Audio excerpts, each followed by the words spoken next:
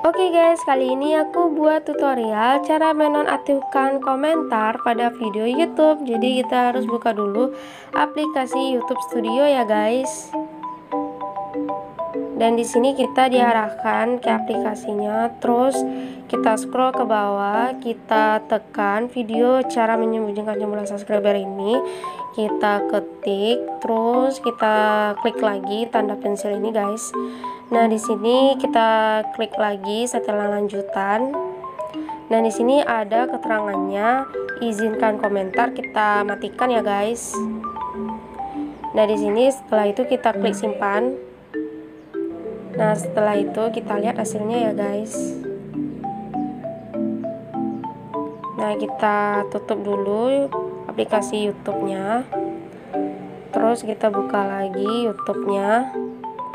Terus apakah komentarnya dinonaktifkan atau tidak, kita cek ya guys. Nah, sini udah ada kelihatan nih, komentar dinonaktifkan. Sekian dulu tutorial pada hari ini. Kalau ada kesalahan mohon dimaafkan ya guys, dan jangan lupa like, comment, share, dan subscribe ya guys, serta aktifkan lonceng notifikasinya biar kalian tidak ketinggalan video selanjutnya. Oke, see you next time, bye bye.